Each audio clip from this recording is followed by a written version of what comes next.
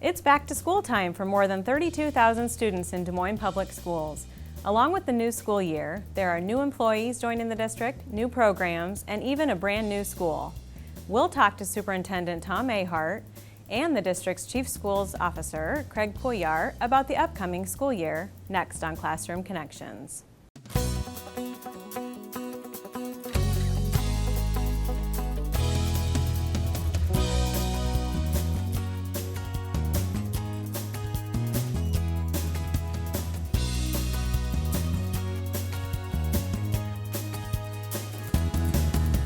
Hi, and welcome to Classroom Connections, a public affairs discussion on issues important to students, teachers, and parents in the Des Moines Public Schools. I'm your host, Sarah Taylor. It's back to school time in Des Moines, and as students return to class, there are lots of exciting things happening in the district. Joining me today to talk about what's in store for the new school year are Superintendent Tom Ahart and Chief Schools Officer Kregg Cuellar. Thanks for joining me. Happy to be here, Sarah. Thanks for having us. Thanks for having me. So Tom, can you first tell us about all of these new administrators, and we have several new principals, and what will they bring to the district to help move us forward? Well, I feel like we had a really successful hiring season this year. We have a new principal in a different principal, I should say, in 14 of our buildings, but some of those were due to us transferring very successful principals from a smaller building into a larger building that became vacant. We feel like that's a really good move. So Jeanette Rittman moved from Garton to open the new Edmonds, and Marcia Kerper went from Madison to a larger school in Capitol View, and Diana Anderson moved from our smallest elementary, Howe, to Park Avenue. So, and then we have a number of internal hires, and actually we had a good balance of internal and external hires in the principal rank. So I feel really good about the hiring that we were able to do there. At the central office, we've been running very, very slim the last few years, and we also had the departure of Bryce Amos, our former executive director for high schools and learning services. He took the superintendent job in Carlisle Community Schools. And so we did a little bit of restructuring, and so now we have an office of schools, and Dr. Cuellar is our chief schools officer. And we have a new chief HR officer, Ann Sullivan, very experienced, very talented HR administrator, and we're already seeing improvements from her being on board just about a month.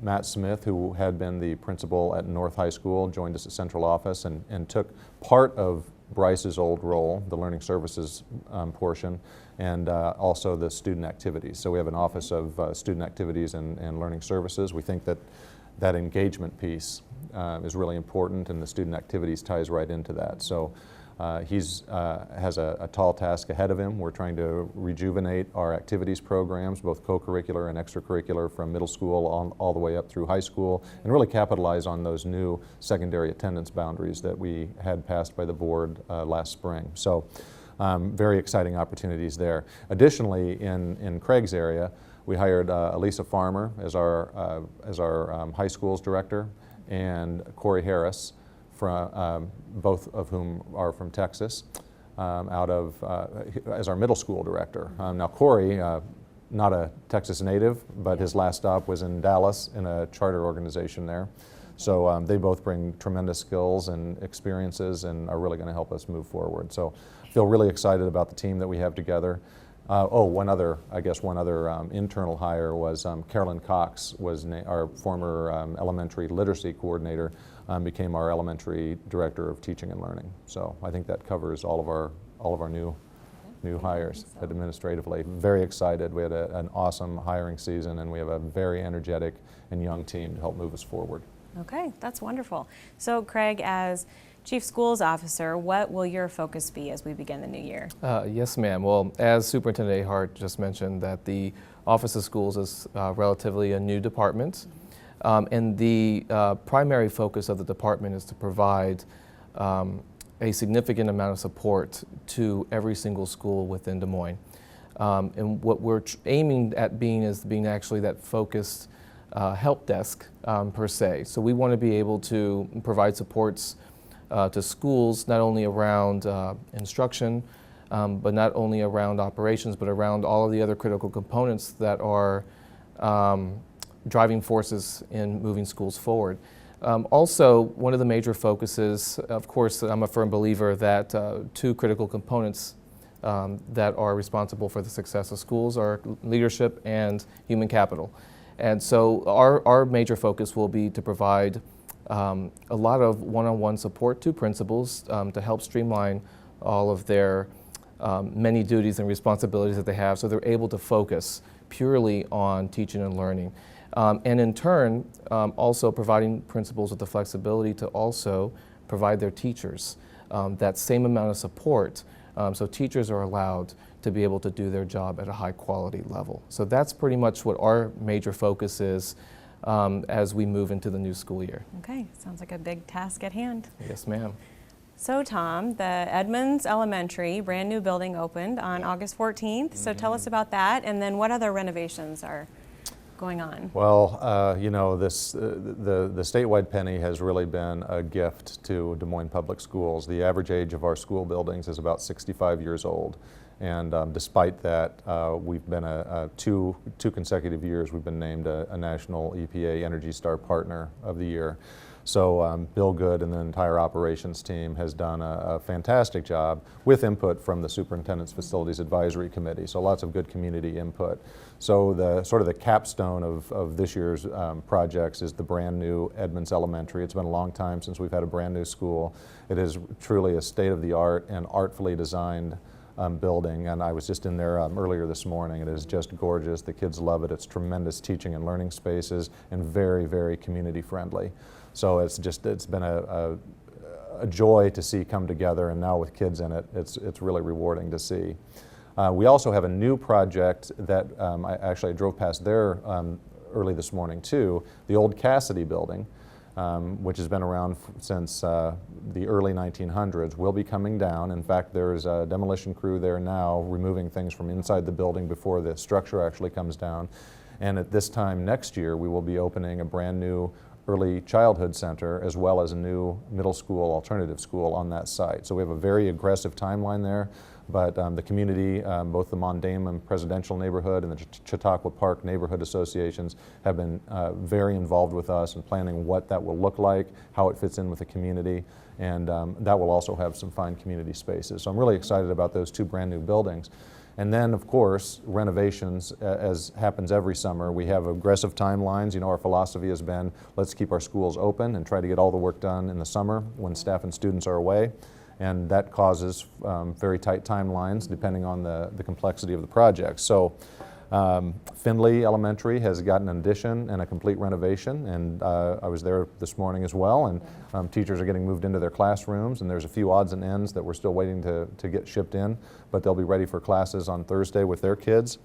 The Lincoln Rails Academy in the old Kurtz building is getting window and door replacements, new elevator. Hoyt has received a significant new addition with new classroom spaces and also enclosure of what used to be open space classrooms. That project should be on time and ready for kids on Thursday. Teachers are busy getting their rooms prepped right now. Jefferson has a significant addition and renovation, which it was long overdue for.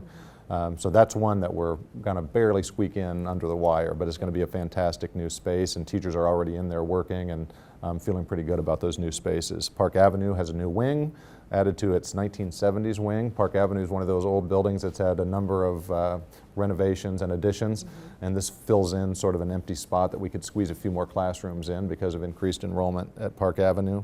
Pleasant Hill also has additional classrooms as well as enclosure of open space classrooms, and that work is just about complete. Staff were already working in there on Sunday when I stopped by, so very, very exciting. Additionally, we're adding 3 new classrooms to Merrill.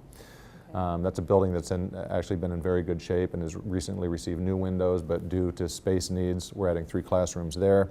And the old Prospect building, which houses our transportation department, our central stores, and our technology, has been renovated, and they're not completely moved back in there, but the server farm, the computer server farm, has been moved. That was the big concern that everybody had. That was successfully accomplished about 2 weekends ago.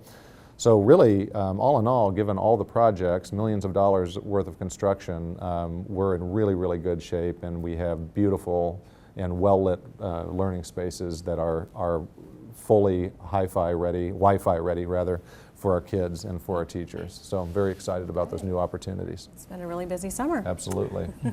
So Craig, what new programs will help benefit the students this year? Well, I think one major program that definitely stands out that is in direct alignment with the Office of Schools initiative in providing a considerable amount of more support to schools is definitely the mentorship program that we have established moving into the new year. We're going to have a mentor program for new teachers where new teachers will be able to have an actual mentor coach that's going to be able to provide that support and guidance throughout the course of the year. And also we've also are instituting the leadership development mentor program where we have hired leadership coaches to actually provide support to new principals as they embark on their new journey as a principal coming into the new year. So again, I think those two major programs do stand out to me in providing a significant amount of support to our schools moving forward.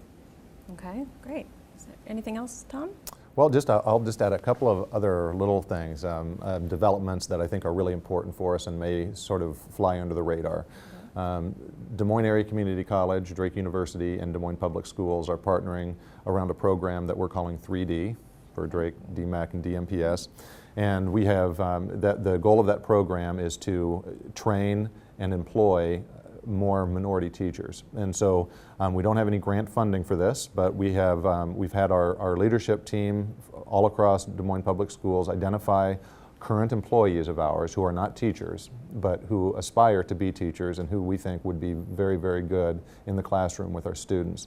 So we have a set of 23 individuals who are current employees with us who are in various stages of their educational journey and who are aspiring to become teachers. And so we will partner with Des Moines Area Community College and Drake to work at providing supports for those folks, whether that's tuition assistance or assistance paying for books or providing child care or summer employment opportunities so that they're able to complete their educational journey and then have a spot in Des Moines Public Schools to help better reflect the student population in our teaching staff.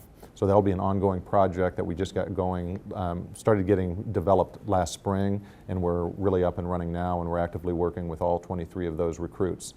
And then another really important development that again would be probably invisible to most folks is that Heartland Area Education Agency is a regional service agency that provides supports to schools. And traditionally, they found it difficult to work with Des Moines for a number of reasons, mostly because of our size. We look a lot different than most of the other schools that they provide support to. So I've been working with them for about the last year and a half, and finally we have in place a regional administrator. They have a number of regional administrators. Well, they now have one that's housed in Des Moines. And the person they hired for that position was Kathy Danielson, our former long-time Des Moines Public Schools employee, outstanding educator, outstanding leader. And so she's going to help us get better support from Heartland AEA and really become part of our team. She'll be helping, as Dr. Cuellar mentioned, provide support for our new secondary principals and as well as just coordinate the access that we need to do a better job of getting the supports that we need from Heartland AEA. So that's going to be a very big improvement for DMPS and something that was a long time coming, and we're happy to have in place. Great. Yeah. Okay. Well, thank you both for joining me today. Thanks for having us, Sarah. Thank you. And thank you for joining us. Don't forget, this and all other Classroom Connections episodes are available on our website. For Classroom Connections, I'm Sarah Taylor. Thanks for watching.